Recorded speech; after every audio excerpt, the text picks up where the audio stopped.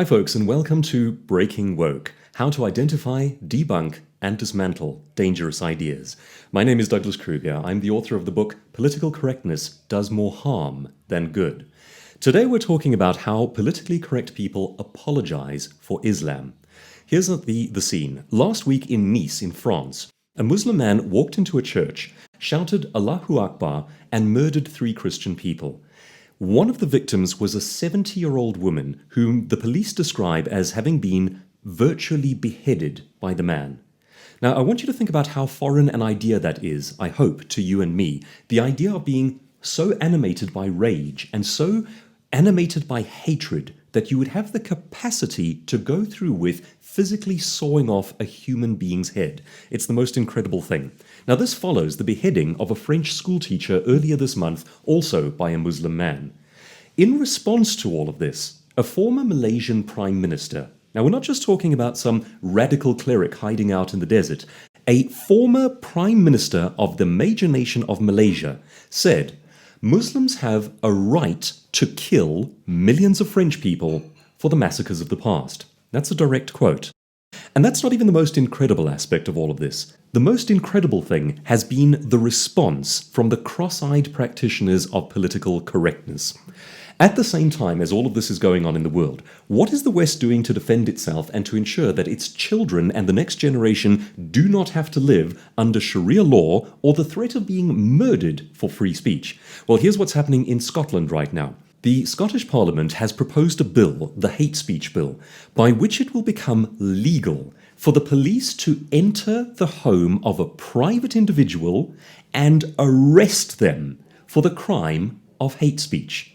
Now, one of the many things wrong with this idea is how broad that term is, hate speech. It can be defined as anything. So imagine, for example, on one side of a spectrum, you might have a group of chanting radicals in a basement, and that might be defined as hate speech. On the other end of the spectrum, what if you have a family having a heated debate about the flaws and fallacies of, say, communism, or the problems with Islam, which is in fact one of their protected groups? If that debate gets out of hand, a family member can have the other person arrested out of their home for wrong speak. This is happening in the real world. It beggars belief. And it's happening in Britain. It's the most extraordinary thing, but it's not new either. British cops have made a habit of going and calling on people whose tweets they disagree with. And again, just think about that for a second. The police force of the United Kingdom going to someone's home and having a word with them because the thought police, quite literally, didn't like your tweet. So let's touch on 7 issues to do with Islam and political correctness. They are permitting your government to arrest you in your own home, and the astonishing reality of that. Pacifism, and whether it halts or encourages an aggressive force. The virtue-signaling word tolerance, and what's wrong with it. Number 4, the unclear motives fallacy, which is just extraordinary. Number 5, the racism fallacy, which is one that politically correct people love to throw into the debate, and it is a dishonest technique. Number 6, the equivalency fallacy. But your Christian nation is built on something just as violent. Number 7, 3 things you can do about it. So let's start with the first one. The idea of permitting your own government to arrest you in your home for the way you think. I'm reminded of the scene out of The Sound of Music, where the young man who has been brainwashed and indoctrinated by the Hitler Youth Corps rats on his own family and gets them arrested. And this, of course, was in Austria under the Nazis in pre-World War II society. But it's the same dynamic, this notion that if your family members don't think right, you can have them arrested. Now, of course, there's great opposition to this bill, and as rightly there should be. Now, here's what I think is wrong with this. I think we're still debating this one as though it were a valid idea. Instead, I think we should go on the offensive and respond with the shaming of proponents. How dare you? How dare you propose a bill that would make it illegal to have freedom of conscience, freedom of thought, freedom of speech within your own home? I think that we should not just oppose the bill where you are part of the constituency and able to do so. I think we should publicly respond with the the "how dare you" response. This goes well beyond something that should simply be debated. This goes into something where we should actually be asking, who's pushing this bill? Find those people and respond to this with the idea that this is a shameful thing to do. It is how tyrannies operate. It cannot be tolerated. Idea number 2, pacifism and whether it halts an aggressive force. One of my favorite authors of all time is the economic historian Thomas Sowell. His surname is spelled Sowell. If you haven't read any of his books yet, I would strongly encourage you to do so. My two books ago, one of my books was dedicated to Dr. Thomas Sowell. And I would start with the audiobook download of The Quest for Cosmic Justice. I think that is probably his greatest work, though you can't go wrong with any of them. Thomas Sowell details the history of pacifism in the face of an aggressor. Now, when you deal with an ideology like Islam, in a sense, you are dealing with an openly and honestly hostile force. And we will get to that. It is built into the structure of the belief system. But they're honest about it. They're open about it. I think where it becomes an issue of craven cowardice is when you have politically correct people trying to appease it, trying to welcome it in ideologically. You have to ask some serious questions about that sort of thing. In the biggest sense, pacifism allows evil to flourish. Prior to World War II, you had Neville Chamberlain and a group of radical leftist intellectuals at the time and progressives who were all about disarmament and all about peace and all about negotiating with Hitler. Thank God for Christian conservative Winston Churchill, who said, that's not the way, just go to Neville Chamberlain and opposed that force with force. The question there is how many tens of millions of people did not have to die? Had that aggression been met with a full stop, with a solid barrier earlier on, it was allowed to go on too long. Similar story under Ronald Reagan. Ronald Reagan decided that contra the liberal narrative about pacifism and negotiating with the Soviet Union and with the communist forces, he said, no, arms race. We will oppose them. We will outlast them. Ronald Reagan is in no small part responsible for the crumbling of the Soviet Union. The simple principle is this. Pacifism in the face of an aggressive force does not work. It's the most common sense thing. From the level of a school bully right up to the level of a tyranny, if you yield, if you give ground, if you cater to it and pander to it, it does not get better. You do not buy yourself the grace that you think you have bought. Instead, what you do is you sell out the future for your children. That's a serious charge. Number 3, the word tolerance and what it implies. Tolerance is an interesting virtue signaling word. It is one of those badges that the left like to pin on themselves. It's like wearing an old-fashioned dictator's military uniform and you pin your little badge there and it says tolerant. Look at me, I am tolerant. The question, of course, is what are you tolerating? The very word tolerant implies that there is a thing that is being tolerated. So what is it? If a thing is in some way to be tolerated, it means that it doesn't currently fit with our accepted standards. And that means that tolerance heads downward. We tolerate down toward the lowest common denominator. What is being tolerated in this particular instance? Is it oppression of women? Is it the idea that sex with a child is acceptable? If you tolerate such a thing, does that not make you evil? And it's a serious question. At what cost do we tolerate? Point number 4. The unclear motives fallacy. This one is just extraordinary. In the most violent, the most dramatic crescendo moment of this man's life, he kills a group of human beings and is killed himself, or in similar circumstances, commits suicide himself. He does so shouting the words Allahu Akbar, which means Allah is great. And afterwards, serious-minded, straight-faced news reporters will look you in the eye and say, his motives were unclear. It's the most extraordinary thing. His motives were unclear. He told you what his motives were. If you are confused about the motives that inform Islam, go to the source and read it for yourself. I have read the Quran. I have read many of the hadiths. For those who are unfamiliar with how this works, the Quran comprises the spoken verses or instructions from Allah to the faithful in that particular religion. It is direct quote by him as direct instruction. The hadiths, by contrast, are a series of recountings of the actions and of the life of the Prophet Muhammad. Both books are held to be instructional. Both books are held to be God's communication to Islamic people, but the Quran supersedes the hadiths. And a couple of interesting things to know about that one as well is that if you engage with a Muslim apologist, you will rightly be shown verses of peace in the Quran. Now, here's the thing that they will not tell you. The verses of peace are abrogated by the later verses of violence. It played out like this.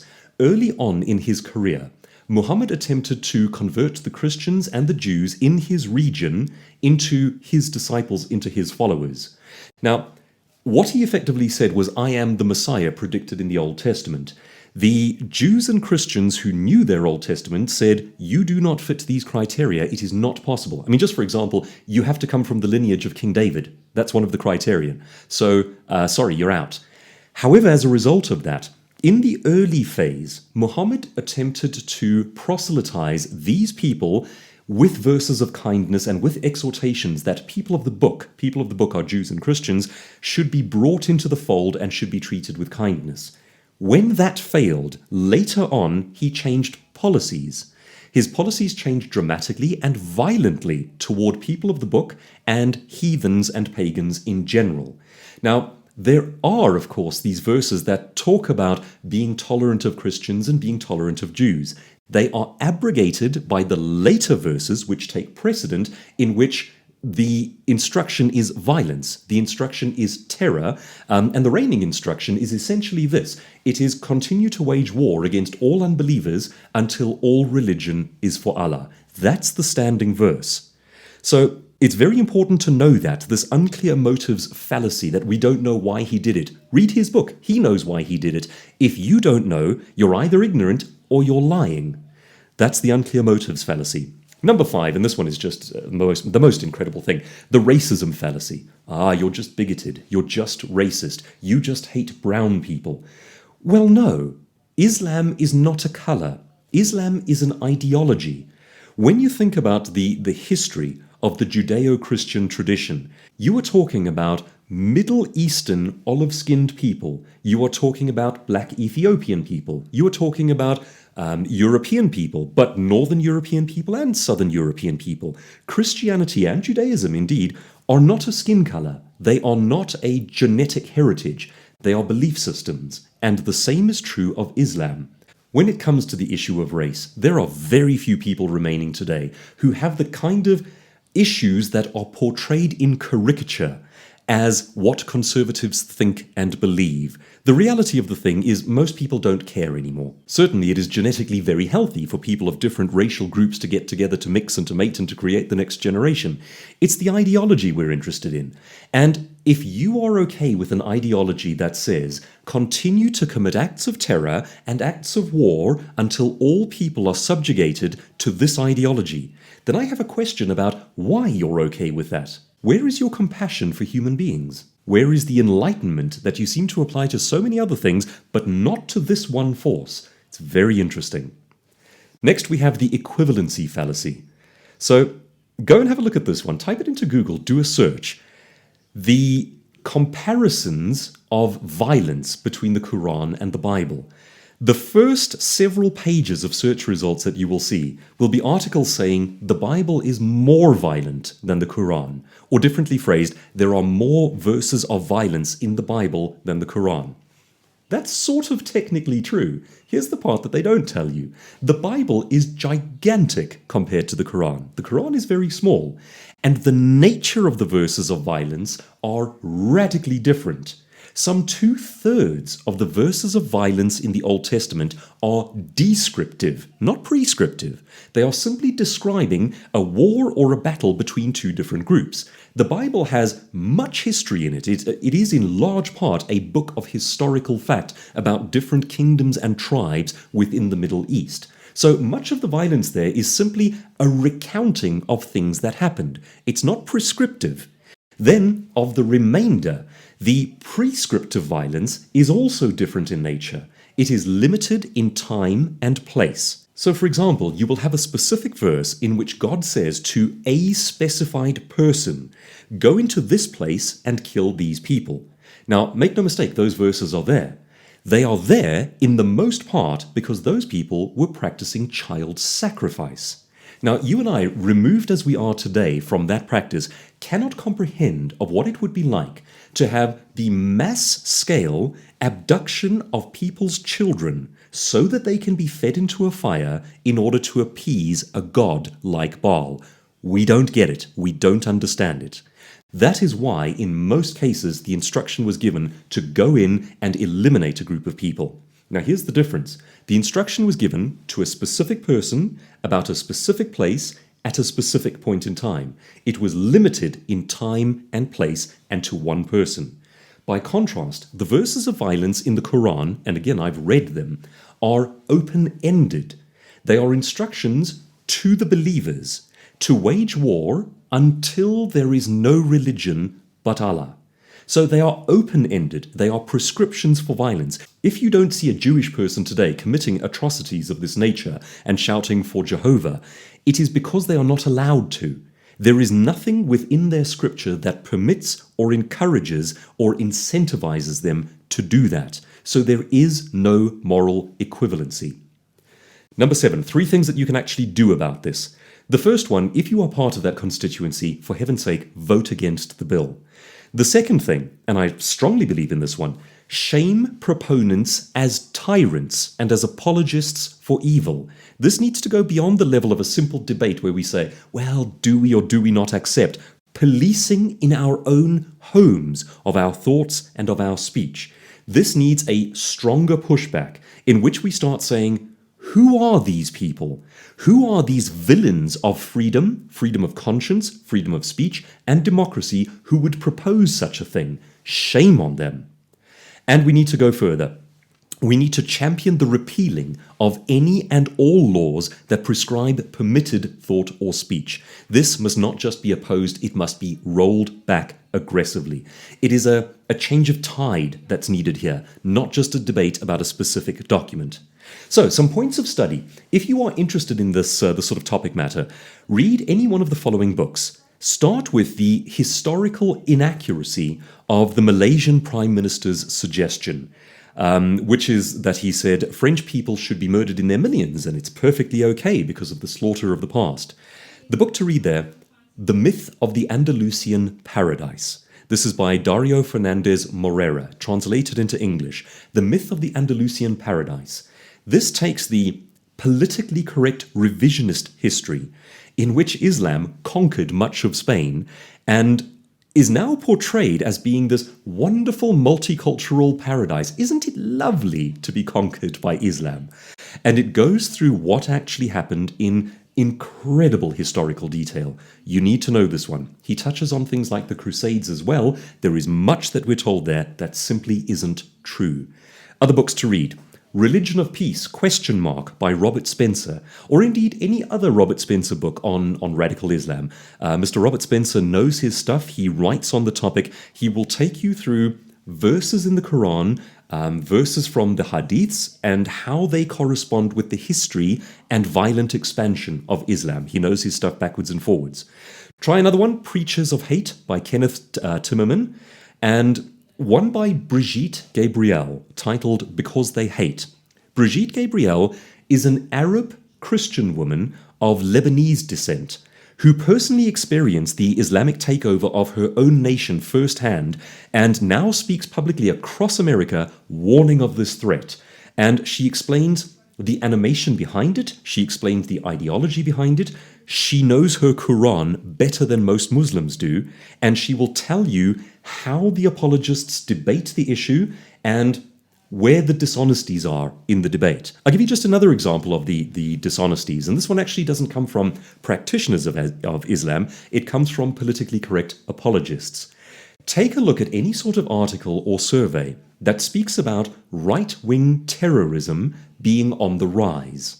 Now, of course, this is their counter to Islamic terrorism. When it becomes so prominent, when you see so much of it that it is unignorable, the politically correct must apologize for it by saying, but it's just as bad on the other side of the aisle.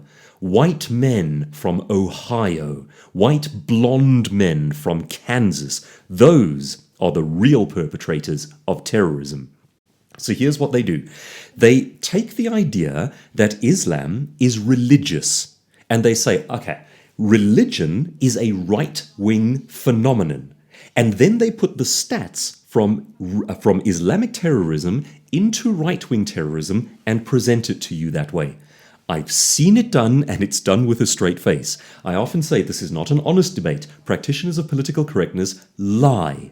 So go looking for that. Whenever you see instances or articles or studies that talk about a rise in right-wing terrorism, ask the simple question, are they including the Islamic demographic within their definition of right-wing? It's the most incredible bait and switch. You have a surge in people saying Allahu Akbar and killing Christians. Then you take that, put it into this demographic, and present it to the world as, you see, white men from Ohio on a murder spree again. It's not said outright. It's done covertly. It is simply added to the statistics. Ask the questions and you will be able to debunk the narrative. And that's what we do here on BreakingWoke. It's how to identify, debunk, and dismantle dangerous ideas.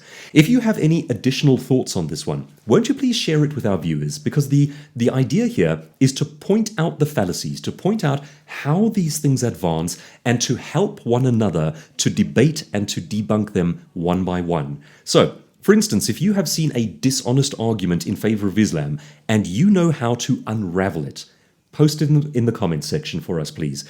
If you have a specific example of something like the Scottish Hate Bill, a movement toward legalizing the protection of Islam and forbidding it as a subject of debate.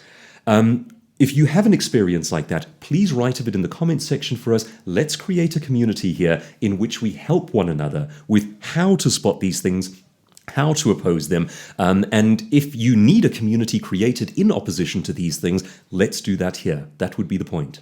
In the new book, I go into several other ideas that touch on the topic of Islam and how practitioners of political correctness use it to attack Western ideas. All of it amounts to this. You have an old order. You have to topple the old order. You aim anything you can at it. In certain nations, it will be socialism. In places like the United States, it will be Black Lives Matter. Something that started off with a kernel of truth, with a valid claim, and was then transformed into an argument for Marxism and used to attack the old order.